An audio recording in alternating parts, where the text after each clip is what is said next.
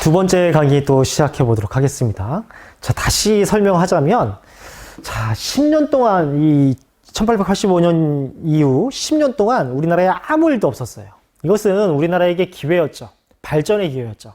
하지만 이 당시 집권 세력이었던 민씨 세력은 이것을 더 부정부패의 기회로 삼았나 봐요. 10년 동안 백성들을 더 쥐어짜가지고 농민들이 못 먹고 못 살겠다고 동학이라는 종교 조직을 통해 가지고 농민운동을 일으킨 거예요.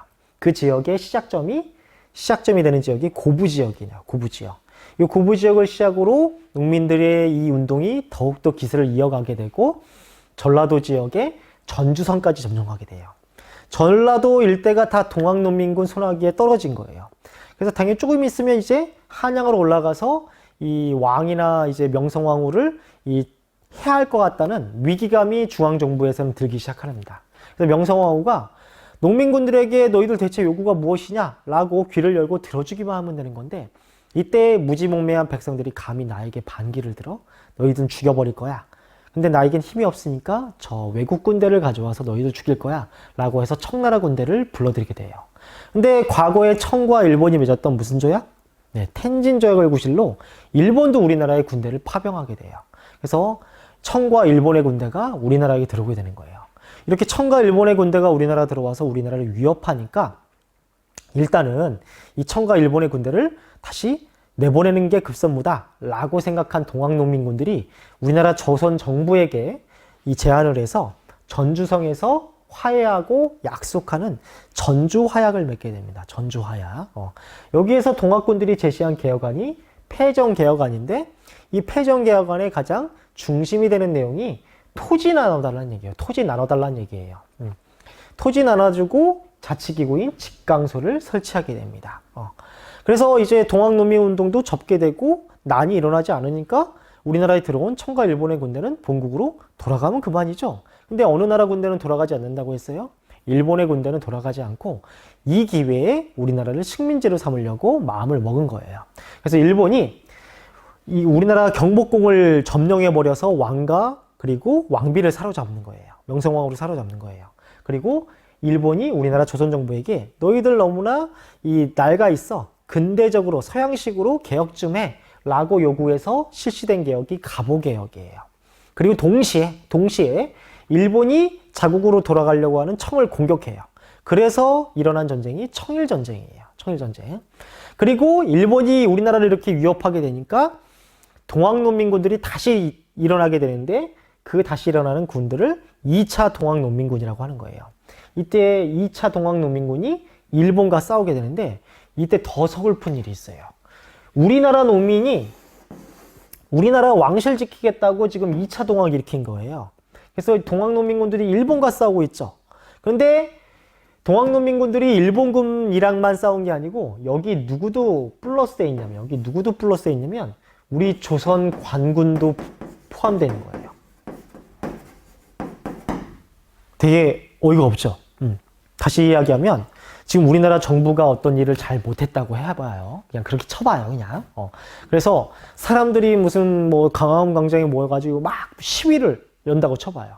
근데 우리나라 정부가 우리나라 시민들, 우리나라 국민들 죽이겠다고 중국 군대 불러오고 우리나라 군대도 합세해서 우리나라 국민들 죽이는 거예요.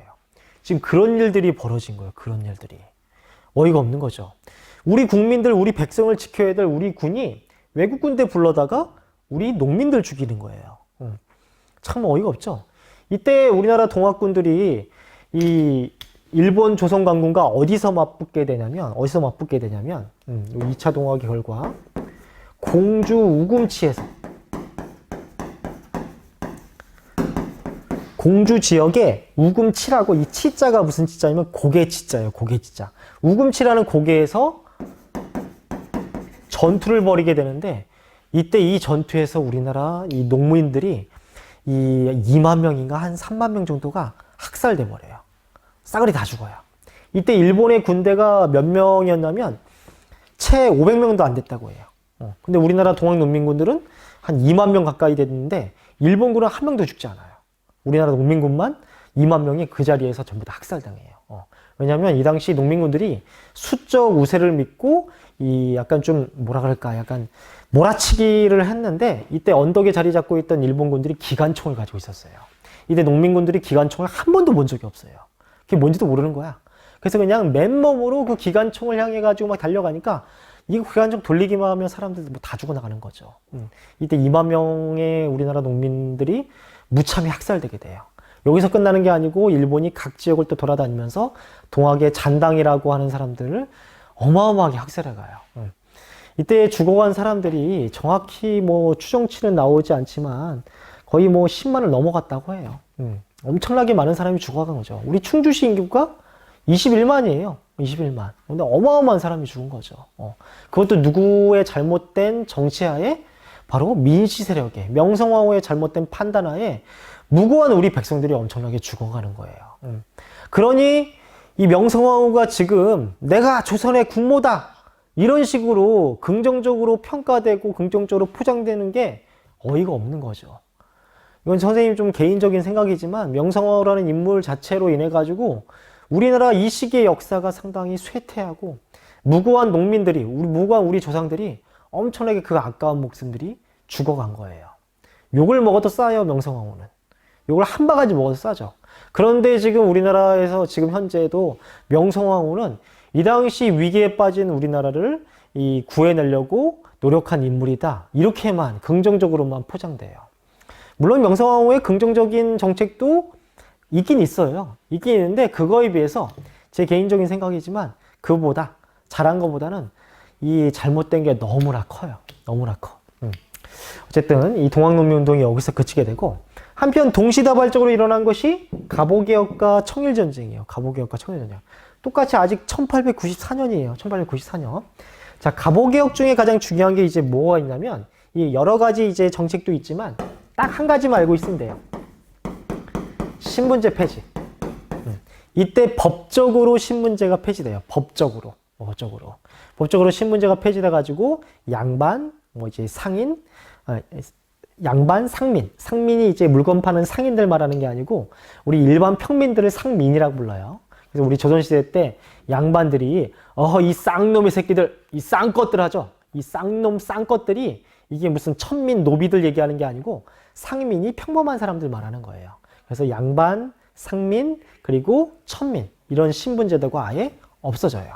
근데 이제 법적으로만 없어진 거지 사람들 머릿속 인식상에는 아직도 신분제가 자리 잡고 있긴 있죠. 어쨌든 법적으로 갑오개혁 때 신분제가 폐지되었다는 거. 그리고 한편 우리나라를 식민지로 삼겠다고 청일전쟁이 벌어졌죠. 이 청일전쟁의 결과 누가 승리하게 되냐면 일본이 압도적으로 승리하게 돼요. 일본이 압도적으로 승리하게 되고 이때 청과 일본이 조약을 맺게 되는데 이때 청과 일본이 시모노세키 조약이라고 맺어요. 시모노세키죠. 선생님이 사라졌다 나왔다 하죠. 그죠? 사라졌다 나왔다 하죠. 그냥 선생님 얼굴 안 잠깐 카메라를 살짝 조절할게요. 살짝 조절해 볼게요. 자, 이렇게 조절했다. 소리였죠. 자, 그럼 더 필기할 수 있겠죠. 시모노세키 조약이라고 맺어가지고 이 시모노세키가 이놈의 새끼 저놈의 새끼 뭐 요가 아니에요. 시모노세키가 재미 더럽게 없죠. 시모노세키가 그 일본의 유명한 항구인데 여기서 이제 전쟁이 끝나고 난 다음에 일본이 청나라에게 막대한 배상금을 요구해요. 너희 때문에 우리가 손해가 생겼으니까 돈 내놔라.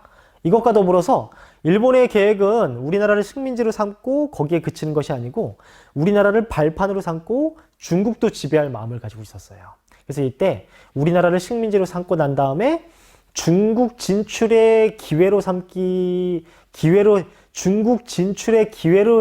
삼으려고 우리나라에서 일단 청나라 빠지라고 간섭하지 말라고 얘기를 하고 중국의 두 주요 지역을 빼앗아 가요. 어디를 빼앗아 가냐면 우리 한반도 남부에 제주도가 있듯이 중국 남해상에 우리 트와이스 쯔위의 나라가 있죠. 대만, 타이완이 있죠. 이 타이완을 일본이 가져가 버려요. 그래서 일본의 첫 식민지가 어디냐면 타이완이에요. 타이완을 청나라로부터 뺏어가고 그 다음에 북쪽 지역에 있는 만주 지역에 있는 요동 지역을 떼가요. 요동 지역.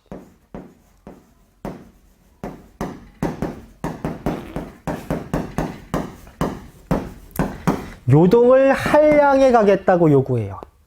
어렵죠. 이게 뭔 소리냐면 우리나라가 이렇게 있어. 이렇게. 이게 우리나라, 제주도, 일본 이렇게 있어요. 그죠?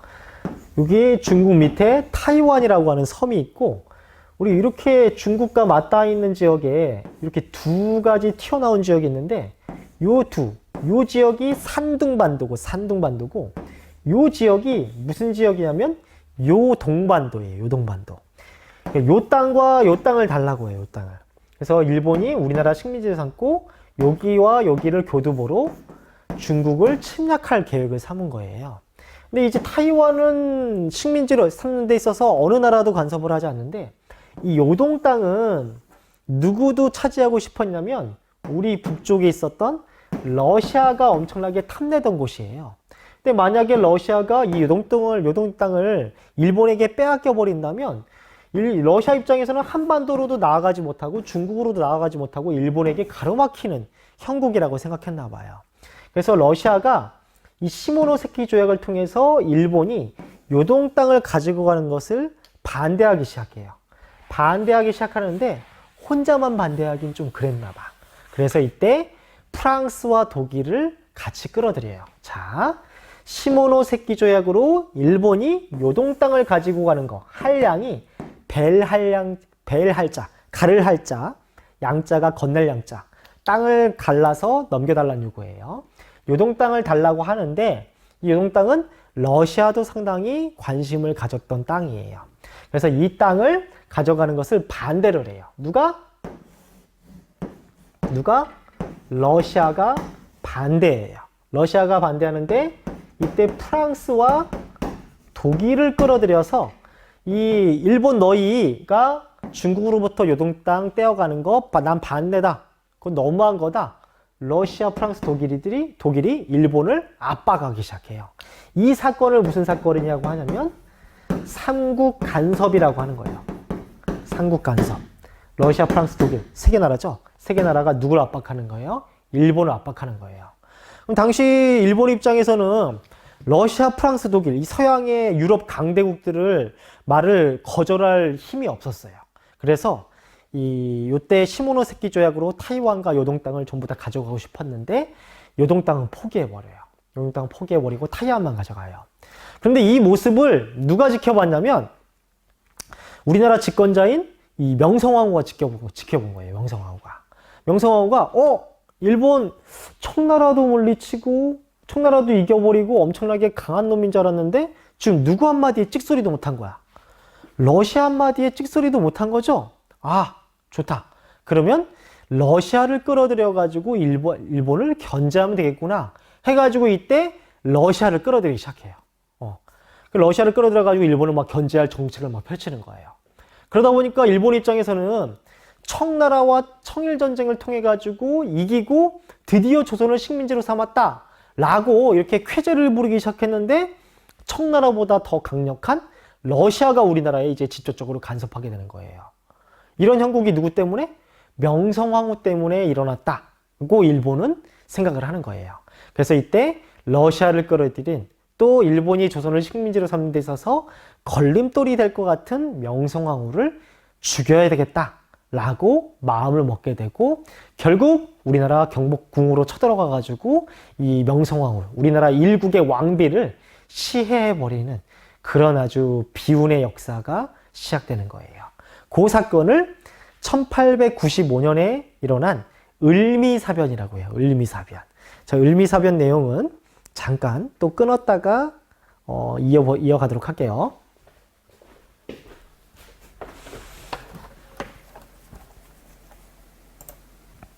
자, 또 수업 이어가도록 하겠습니다. 자, 그래서 청일전쟁의 결과 일본이 승리하게 되고 시모노세키 조약이라고 맺은 다음에 일본이 중국 진출의 기회로 삼으려고 요동 땅을 달라고 했어요. 근데 요동 땅은 러시아도 탐내고 있었고 러시아가 프랑스와 독일을 끌어들여서 일본을 압박하게 되고 일본이 요동 땅을 지배하려는 것을 포기하게 돼요. 이 상황을 지켜본 명성황후가 일본을 견제하기 위해서 러시아를 끌어들이면 되겠다라고 해서 러시아를 끌어들이게 되고 일본이 이 상황을 못마땅해서 향후 일본이 조선을 식민지로 삼는 데 있어서 명성황후의 존재가 걸림돌이 될 것 같다라고 해서 명성황후를 시해하게 되죠. 그 사건이 을미사변이라고 하는 거예요. 을미사변. 선생님 위쪽은 지워버렸어요. 위쪽이 지워버렸어요. 위쪽 지워버리고 위쪽에다가 필기를 할게요. 다시 한번 얘기하지만 여러분들은 항상 필기를 가로로 하셔야 돼요. 가로로. 가로로 해서 오른쪽까지 다 쓰면 다시 밑에 선을 긋고 가로로 쓰시면 되는 거예요. 항상 그렇게 필기할 거예요. 그 명성황후 시해 사건이 1895년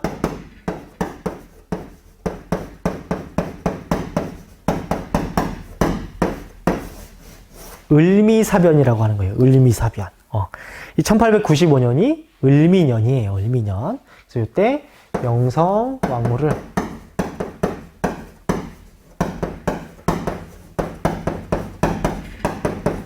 명성황후를 시해했죠. 이 명성왕후, 황후 이렇게 두 가지 표현을 쓰는데 원래는 우리나라가 왕후예요. 왕후. 왕후가 뭐냐면 왕비라는 뜻이에요. 왕비. 원래 조선이라는 나라는 스스로를 왕이라 불렀고 중국만 황제라 불렀어요. 우리 조선이라는 나라는 중국의 눈치를 많이 봐가지고 스스로를 황제라 부르지 못하고 왕이라 불렀기 때문에 왕의 부인은 왕후, 왕비라 불렀는데 나중에 고종이 나라 이름을 대한제국으로 바꿔요. 대한제국으로 바꿔서 우리 스스로도 황제가 되죠. 그때부터 명성왕후가 아니고 황후가 되는 거예요. 그래서 왕후나 황후나 그냥 같은 의미로 사용한다고 하면 이해가 빠르실 거예요. 그래서 이때 명성황후가 일본에게 시해를 당하고 다시 이제 친러적인 러시아를 쫓는 친러적인 성향의 세력들이 전부 다 쫓겨나게 돼요. 쫓겨나고 다시 일본이 우리나라 조정을 장악하게 됩니다. 일본이 이제 우리나라 조정을 장악하고 두 번째 개혁을 단행해요. 그 두 번째 개혁이 1895년에 일어난 거예요. 그래서 을미개혁이라고 해요. 을미개혁. 자, 이거 순서대로 일어난 거예요. 명성황후 시해한 사건이 을미사변. 그리고 이 일본인 중심으로 친일적인 성향의 관료들 중심으로 두 번째 개혁. 갑오개혁에 이어서 두 번째 개혁이 을미개혁이에요. 을미개혁. 이 을미개혁에도 뭐 수많은 내용이 있는데 이때 가장 중요한 내용이 무슨 내용이냐면 여러분들 선생님 여기 쓸 칸이 없죠? 쓸 칸이 없는데 네, 여기만 지워볼게요. 여기만 이렇게 지워볼게요. 아, 미안해요.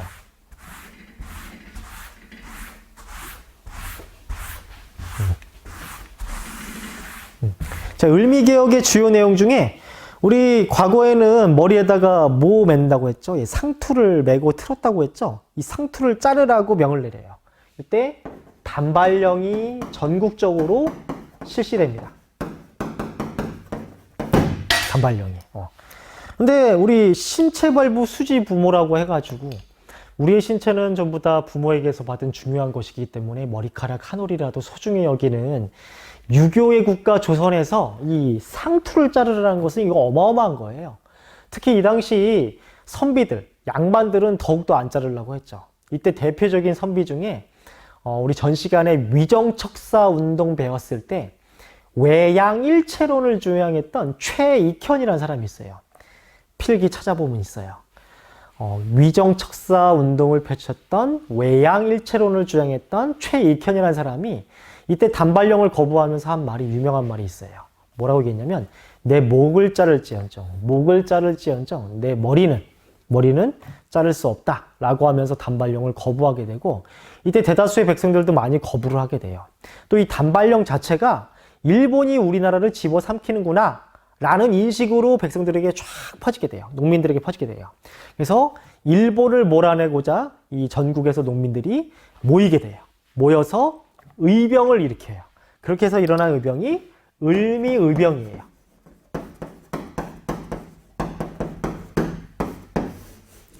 그래서 을미라는 말을 두고 세 가지 사건이 연달아 일어났죠. 명성황후 시해 사건 을미사변, 다시 친일적인 성향의 관료 중심으로 을미개혁, 단발령에 반발해서 전국에 있는 농민들이 일어난 을미의병, 이런 사건이 일어난 거예요. 그 다음에 또 그 이듬해 또 중요한 사건이 일어나요. 이 고종 입장에서도 생각을 해보면, 우리나라 임금인 고종 입장에서 생각해보면, 고종 입장에서는 지금 경복궁에서 지내다가 뭐 정세가 상당히 어지럽긴 하지만 잘 자고 있는데 일본 놈들이 들어와가지고 내 마누라, 내 아내 명성황후를 죽여버렸잖아요. 자신들의 뜻과 맞지 않는다는 이유로. 그럼 고종 입장에서도 목숨에 막 위협이 생기겠죠. 나도 이제 일본 놈들이 마음에 들어하지 않으면 나도 언제 죽임을 당할지 몰라 라는 불안감이 엄습해 오고, 이때 이게 잘한 결정인지 못한 결정인지 모르겠지만 이때 자신의 몸을 피신하겠다고 경복궁을 몰래 빠져나와서 일본과 대립하고 있던 러시아 땅으로 도망가요. 진짜 러시아 땅으로 도망간 게 아니고 우리나라에 있는 러시아 공사관으로 도망가는 일이 벌어져요. 그 사건이 아관파천이라는 거야. 아관파천. 아관파천이라는 거야. 아관이 뭐냐면 러시아 공사관 이렇게 생각하면 안 되고, 아자가 이 당시 러시아를 아라사라 불렀어요. 아라사 공사관이라는 거예요. 아라사 공사관으로 파천, 도망갔다는 거예요. 고종이 러시아 공사관으로 피신한 거예요. 고종이 한 국가의 대빵이 최고 결정권자인 이 고종이 러시아 공사관으로 피신하다 보니까 자연스럽게 우리나라 내에서 어느 나라 세력이 강해지겠어요? 그렇죠. 러시아 힘이 강해지겠죠. 그래서 요 다음에 우리나라 형국은 러시아와 일본이 우리나라를 두고 이 치열하게 대립하는 형국이 되는 거예요. 결국에 러시아, 일본도 청과 일본이 그랬듯이 전쟁 한번 벌어지겠죠. 그래서 결국 1904년에 러시아, 일본의 전쟁이 벌어지고 이때 일본이 이기게 돼요. 그거는 좀 나중에 이야기해보고, 이 어쨌든 우리나라 최고 결정권자인 이 고종이 러시아 땅으로 피신해 가요.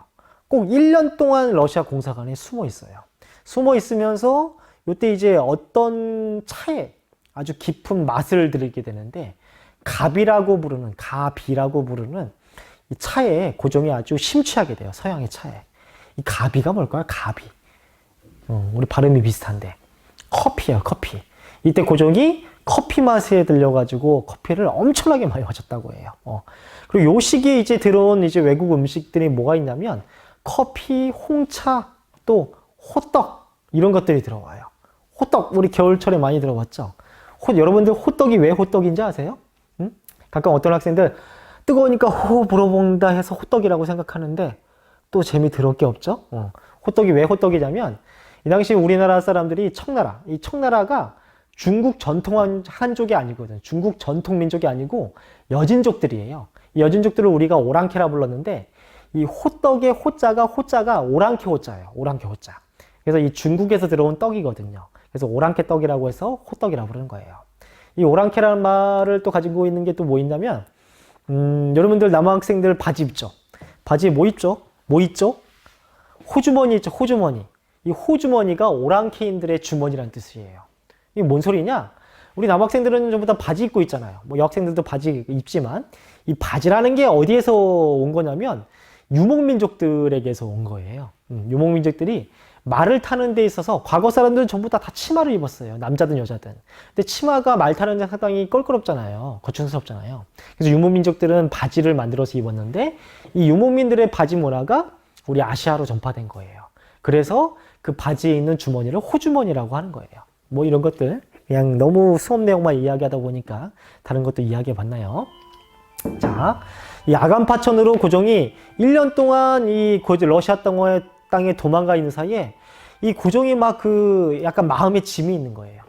고종이 언제 즉위를 했냐면 흥선대원군 집권했을 때. 이가 언제죠? 1863년이에요. 1863년부터 지금 이제 몇 년이에요? 1896년. 무려 지금 33년 동안 집권을 한 거예요.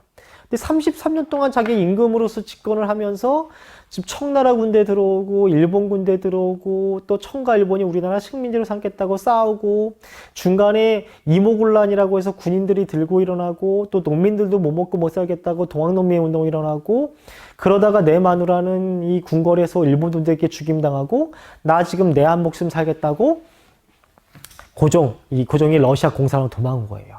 참 후회가 되죠. 그래서 이때 고종이 뒤늦게라도 정말 서양화하는 정책, 개화 정책을 추진해야 되겠다라고 이제 마음을 먹게 돼요. 그래서 이때 개화 정책을 추진하긴 해야 되는데 백성들에게 개화 정책을 추진해야 될 이유를 알려줘야 될 거 아니에요. 그러니까 이 백성들도 뭔가 충분히 서양 문물을 받아들이고 정책을 시행해야지 우리나라가 부국강병할 수 있다라는 것을 인지해야지 정부가 힘있게 정책을 추진하는데, 백성들 사이에서는 아직까지도 서양 문물에 대해서 거부감이 있는 사람들이 상당히 꽤 많았어요. 그래서 이런 와중에 이 고종의 마음을 간파한 사람이 어떤 단체를 만드냐면, 요 같은 시기에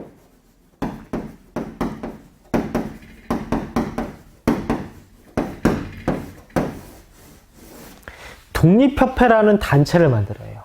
독립협회라는 단체를 만들어요. 자, 요거 누가 만든 거냐면 서재필이라는 사람이 만들었는데, 여기서 이 독립이라는 말을 이제 잘 알고 계셔야 돼요. 이 독립이라는 말은 독립협회에서도 따온 거지만, 원래 독립협회라는 단체를 만들기 전에 우리나라 서울 서대문구 가보면 서재필이 만든 이 문이 있어요. 무슨 문이 있냐면 독립문이 있어요. 독립문이 있어요. 근데 우리 독립이라고 하면 우리 모든 사람들이 누구로부터의 독립을 생각하죠? 일본으로부터의 독립을 생각하죠? 근데 여기서 말하는 독립은 일본으로부터 독립을 말하는 게 아니에요. 왜냐면 우리 아직 일본에게 지배를 당하지 않았잖아요. 근데 무슨 독립이야, 그치? 여기서 말하는 독립은 누구로부터의 독립을 말하는 거냐면, 여기서 말하는 독립은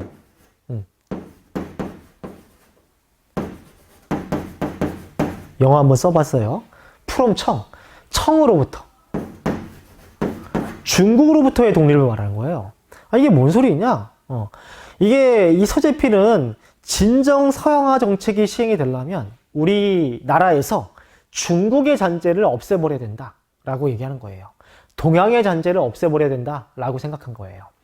우리 조선이란 나라는 태생부터 중국에 복속된 국가예요. 실제로 뭐 인정하기 싫지만. 그래서 중국의 잔재가 잔뜩 묻어나 있어요. 그래서 이 중국으로부터 벗어나는 것이 진정 우리나라가 부국강병, 서양화로 가는 정책이 될 수 있다라고 해서 독립문을 세우고 단체 이름도 독립협회라고 세운 거예요. 그래서 이제 중국의 잔재를 걷어내버리고 서양화시키는 정책을 추진하기 시작한 거죠.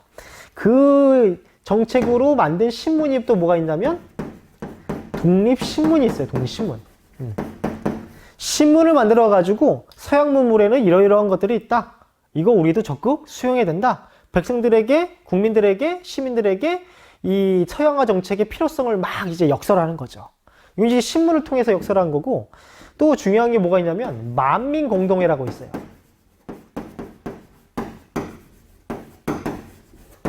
만민공동회가 뭐냐면 만 명의 백성, 진짜 만 명의 백성이 아니고 여기서 만은 많다라는 뜻이에요. 모든 백성들이 정말 한데 모여가지고 모여 있는 거예요. 그런 다음에 이 서양 문물에 좀 통달한 어떤 사람이 연설가로 나와가지고 우리 당장 서양화해야 됩니다. 개화 정책 실시해야 됩니다. 서양은 정말 앞서 있습니다. 우리도 빨리 서양의 제도를 받아들여야 됩니다. 이렇게 이야기하는 거예요. 이렇게 이야기하면서 이 독립협회가 궁극적으로 만들고자 했던 게 뭐였냐면 의회를 개설하고자 했어요. 의회 개설. 이게 핵심이에요. 의회를 만들고자 했던 게 이게 핵심이에요. 이 의회는 당시에 있었던 기구인 중추원이라는 기구가 있었는데 그냥 써놓기만 하세요. 중추원이라는 기구를 의회로 만들어요. 의회가 뭐죠? 우리 국회의원들이 모여있는 곳을 의회라고 하죠. 국회의원들이 누구예요? 우리 각 지역의 국민들의 대표잖아요.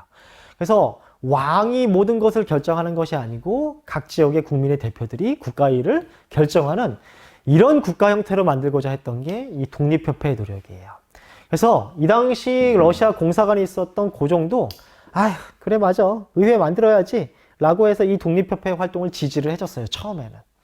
지지를 해주다가 이게 실제로 고종 입장에서는 의회의 힘이 커지면 커질수록 자신의 힘은 어떻게 되는 거예요?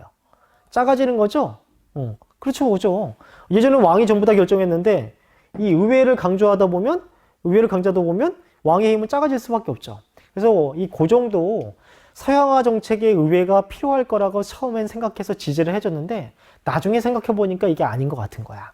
그래서 결국에 독립협회를 지지해둔 정책을 철회시켜버려요. 철회시켜버리고 이때 이제 보부상 단체였던 황국협회라는 보부상 단체를 이용해서 독립협회를 해산시켜버려요. 해산시킴으로 인해서 어찌 보면 우리나라가 마지막 서양화를 시도할 수 있었던 이 정책이 끝나게 돼요. 이때 우리나라가 좀 발전할 수 있는 마지막 기회였는데 이게 무참히 이제 무산되게 되는 거죠. 한편 고종은 1년 만에 이 러시아 공사관에서 나와서 1897년에 러시아 공사관에 나와서 나라 이름을 대한제국으로 바꿔요. 나라 이름을 대한제국으로 바꾸고 이때 연호를 광무라고 불러요. 광무. 이 연호라는 게 뭐냐면 중국 황제만이 사용할 수 있는 자신의 정치 철학이에요. 우리 조선이라는 나라는 중국 황제에게 복속된 국가였기 때문에 연호를 사용하지 못했는데 이 연호를 우리나라도 이때 사용하게 됩니다. 그리고 이때 나름 1년의 계획을 실시해요. 그 개혁을 광무개혁이라고 하는 거예요. 광무개혁. 나름 고종 중심의 일련의 계획을 실시하게 하는데 너무 시기가 늦었죠. 늦었어요. 늦어가지고 결국에 어떤 막 큰 효과는 나타나지도 않고 결국 실패하게 돼요. 그래서 나중에 이제 결국에 1904년에 일본과 러시아가 전쟁을 벌이게 되는데 그것이 바로 러일 전쟁이 됩니다. 그래서 러일 전쟁 이후에 일본이 승리하게 되고 우리나라가 일본의 식민지가 되는 과정은 우리 다음 시간에 공부하는 것으로 하겠습니다. 자, 여기까지 수업 마치도록 하겠습니다. 여러분들 안녕.